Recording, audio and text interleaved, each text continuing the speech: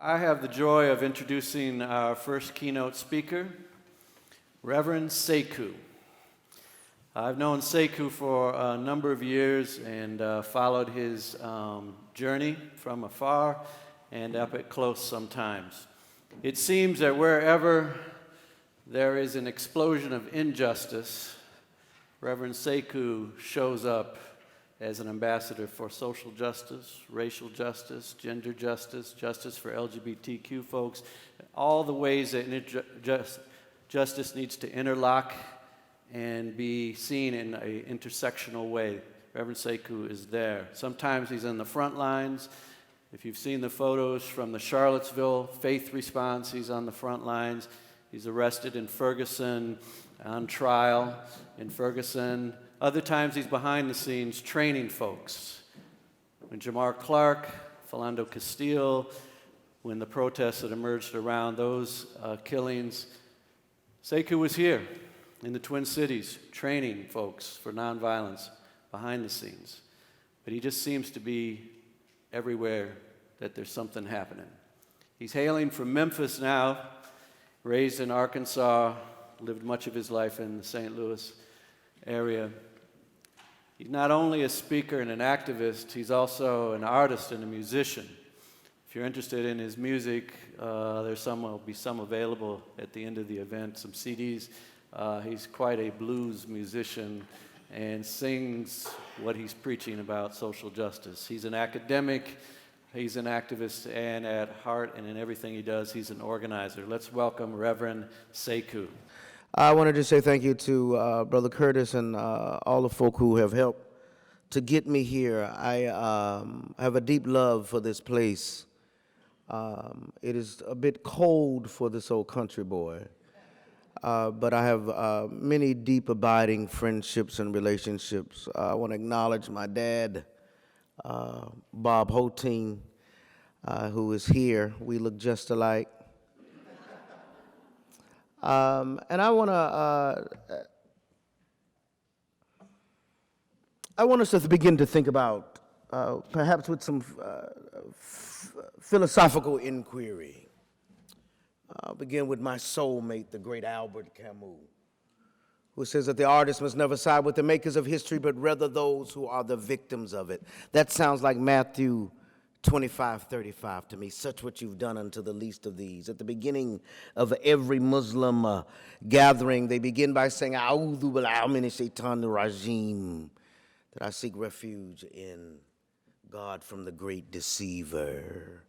Or in the Jewish notion of Tikkun Olam, to repair the world, that the religious identities offer us the possibility to see the world in such a way that we are keeping track of the most vulnerable and the most miserable. And then I want to begin with the great philosophical geniuses who raised me. My grandmother, who had a third grade education, but the most sophisticated theologian that I have ever met. We were in our little town in Zen, Arkansas, which had 11 houses and 35 people. And my childhood was damn near perfect, except for some spankings I got, which I never deserved. I was not spoiled. I was well taken care of. And so in this little old country place where people like Miss Roberta, who couldn't write her name, we'd say, come here, boy, and read to me about our people. Or Mr. Andrew, who said everything twice. He said everything twice. That these people were not in possession of many of the degrees that are in the room, but they had an understanding and an orientation to the world that might help us approach the ways in which we can think about funding. And so Paul Tillich, the great theologian, said, he spoke of a God beyond God, but my grandmother talked about a God who sat high, looked low, and worked and toiled in history. This is theological genius. And so I want to begin with the most vulnerable, those who do not matter, those who are not in this room, those of us who are depending upon what kind of conversations we're going to have today in order to have a qualitative impact on their lives. And this is not to fetishize the poor. This is not to fetishize those who live on the night side of American democracy, because they are humans and they can make mistakes. But it is to say that we want to keep track of them. They are my priority. The socialists in me would talk about the black lumpen proletariat. Those people who don't matter, I want to begin with them and keep track of them because they have something to teach us. And so in my little old town, we go on, our temperamental washing machine had gone out, and so we had to go up the road to Colt, or to Caldwell rather, and there was a laundromat adjacent buttress rather by a trailer park, and we walked in. I walked in with my grandmother, and we walk in and I see what appears to be a similar family to me and my grandmother. There's a little boy and his mother, and and he's playing. And as soon as we walk in, the little boy looks up and sees it and says, "Mommy, Mommy, look at the niggers, look at the niggers, look at the niggers." And so I had never heard the word before, but I knew based on how my grandmother was looking, and I knew that she carried a pistol in her purse. But I could tell by the way she looked that it was not a good word, so I started to cry because I knew she was angry. And she said, "Boy, hush up. I didn't let them run over us when they was lynching us, and I'm not going to let them do it now." And this 4'11" woman looks at the mother, and the mother comes up and says she's a 20-something. She comes up to her and says, I know. She says, "You know how children are, you know." And my grandmother said, "No, you taught them that. Children do what they are taught." And so the rest of the afternoon, morning, me and the boy, we didn't play together. We kind of played around each other. So I would kind of roll my card near his, and he'd roll his card near mine, but we didn't play together. And at the end of the evening, at the end of our wash cycle, we're going to get into the car. And this 20-something-year-old white woman, she's kind of sitting frustrated, and she begins to cry. And it's obvious that she's run out of washing powders. There's clothes still packed up. She's run out of washing powders and run out of money. And so my grandmother walked over to her and gave the woman a roll of $10 of quarters and a brand new box of washing powders. And then we walked out.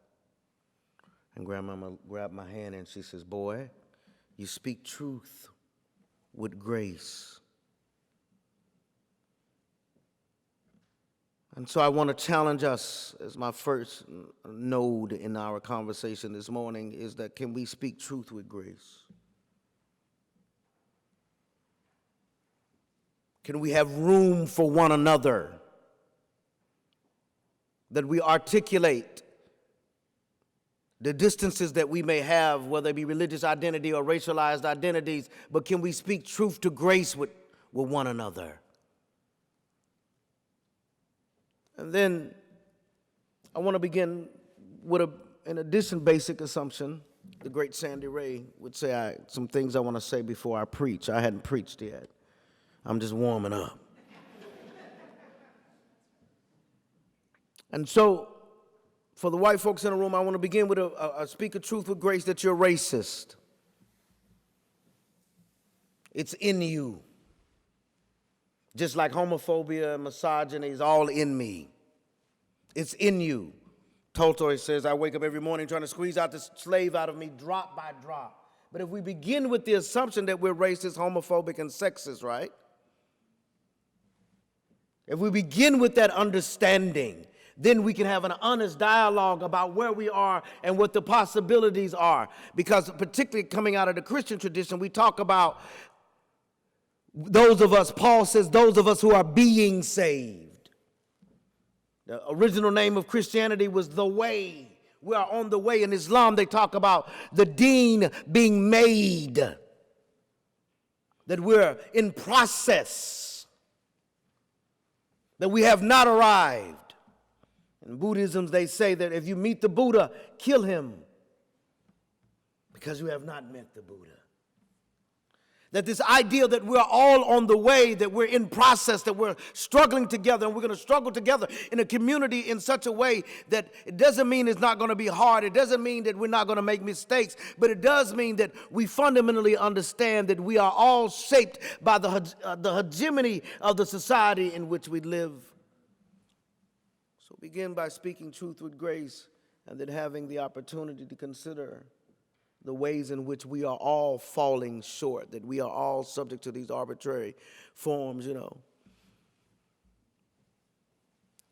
And then also for the white folks in the room, oftentimes they go to these workshops. I think y'all got them in Minneapolis, where they go and teach you how not to be racist no more. Them workshops. Y'all ever been in them? Don't know how to gonna teach you how not to be racist no more. Lord have mercy. And so people come up to me, they be like, Reverend Sekou, I've been to the anti-racism workshops. I said, oh, that's nice. And I said, well, have you ever been to a black funeral? Does somebody love you enough that when they put their mama in the ground, they want you standing next to them? And so that means, what is your proximity to the pain? What is your proximity to the suffering? What is your proximity to the anxiety? How are you in relationship with the most vulnerable? Not as fetishized, not saying that they know everything, not saying that they can't have flaws and contradictions. That is to say, what is the quality of your relationship? Who do you break bread with? Who wants you standing next to them when they're putting their child in the ground? And so part of that begins with what we call in Christianity, we talk about this notion, a ministry of presence. Women know this best. When someone dies, they come to the death house with a plate cover and they just sit. They don't talk a lot. Sometimes they'll hold a hand. So when Jamar Clark was killed and Philando Castile was killed, did you go by and see his mama? You didn't have to go to the streets. What is your relationship with those who suffer, who find themselves on the night side? And can you place yourself in proximity of them, not even at times knowing what to do? 95% of the stuff they did in the streets of Ferguson, I disagree with. And I cursed them out at my dinner table and I told them. But every time I got on television, I said, this is the greatest generation we've ever seen. I would just lie. Because they're my kids. They belong to me, and they belong to you. Until white folks believe that their 12-year-old was shot in less than 3 seconds by police in a park in Cleveland, we will not win. Until white people believe that their child was left in the street for 4.5 hours, body exposed in the August heat, until they believe that, we will not get any progress. Until I am Jewish, there will not be an end to anti-Semitism. So there's not only proximity to the question and to the problem, but what is your, as the sister reminded us, what is your skin in the game? The great Ruby Sales says we do not need allies, we need freedom fighters. What is your skin in the game? Right, because the moment that we're facing, regardless of who you support, and I don't, I probably this is a nonpartisan event, but you probably assume I don't like the current occupant of the White House. At bare minimum, he's uncouth. He wasn't raised right. Some old black women just need to take him in a room and tighten him up. He can have his policies, but just, act like you belong to somebody. But regardless, that we live in a fascist moment in American history. And that this fascist moment that we live in American history is as such that Nazis march openly in the streets of Charlottesville, of which I was there. And they marched openly in the streets under the permission of this president. Many of them were wearing MAGA hats. And they yelled primarily homophobic and anti-Semitic slurs with us. Now, I've been in the streets with some of y'all, so I know y'all. So I'm home. Can I just tell you, going in the street with Nazis with machine guns, when we were walking down our little pitiful clergy line, and we coming around that corner, and there are guys with machine guns who crossed the street to protect the Nazis from the clergy with the machine guns. And I said to myself, Sekou, you're not making good life choices. This is not wise. What is wrong with you? And so we're standing there because one of the things was, right, that many of the organizations who had been funded, right, who had foundation money, right, were telling us to ignore them. Just ignore them. You're just giving them more, right? In part, they were afraid of their board of directors and afraid of their funders if they went out in the street. I know I'm not talking about y'all. I'm talking about them funders in Virginia. So they were afraid, right, because they didn't want to scare their board and didn't want to scare the foundation, right? And so those of us who made a decision to go out, we knew that it could not be uncontested. You can, because if they march in the street uncontested, it suggests that other people can do the same. And so part of our confrontation and I spent 6 weeks there, 4 weeks before, 2 weeks after. I did 4 weeks of just training where I just kind of, the rule was that people couldn't say I was in town. All right, because I have national visibility and we didn't want to overshadow local leadership, as well as my main interest was how can I train as many people as possible. So we just ran trainings, 2 of them every day. So we could lift up local leadership, but also when we left, they would have the skills and the resources necessary so they could do the work they can. So if you're going to make investments, I think the part of those investments need to be in what we talked about last night over dinner was base building. Like, because one of the problems that we face now is that we have not made significant investments in base building. And by base building work means is there's not those of us who are in the professional organizing class, you know, and we know how to talk real fancy. I'm talking about where are people gathered and self-organizing themselves, and how can you provide them the resources and then get out of their way? So what is the base building, right? Who do people actually represent? It is one of the distances that we see in this election between the progressive candidates, Warren and Sanders, and the professional organizing class, liking them, versus where the people are. Because the professional organizing class may not necessarily represent a base. I'm not saying they don't do good work. But the distance between Sanders and Warren supporters and Biden supporters has to do with the distance between the organizing class and the base. So what investments are we making as foundations in help building out base work? Because the right wing has been doing that for 50 years.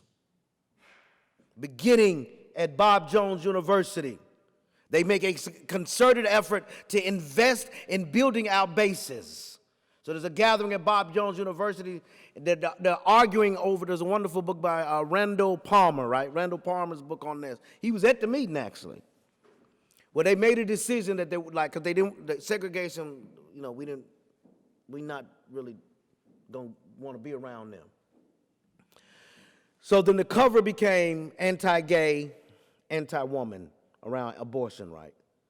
And so they began to make this investment in resources. So they began to build out think tanks, right? They began to set up universities. So Patrick Henry University, Liberty University, and Regent University have disproportionate amount of White House interns because they run in a pipeline. And so all of that happens. Bannon and others wind up in the White House in relationship to the current occupant of the White House, creating the capacity and the space for those who have typically been in the shadows to come out and have an organized and infrastructure base to support them. So making investments in base building becomes important for long-term work. Now, I know y'all don't do this, but the foundations I've dealt with, first, they want you to prove that you done it. Then they want to give you a little money to do it for 3 years. And you might get a 2-year renewable on it, right? But it ain't going to be enough to do what you already done for free. And so part of is that what kind of full-term and long-term investments do we make in organizing and in base building work in such a way that we can build out the kind of infrastructure? Because we are at war.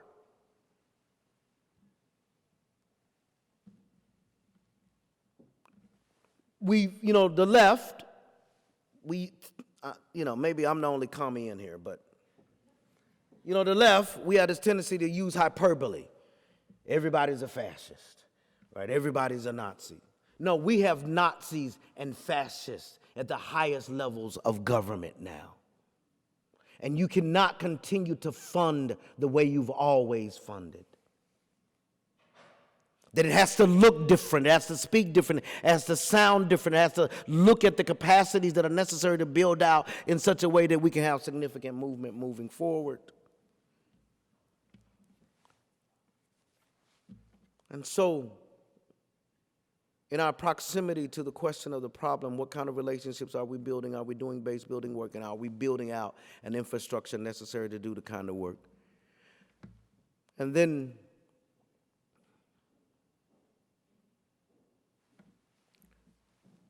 what I would prefer to do is just tell some stories, and then I'm going to sit on down.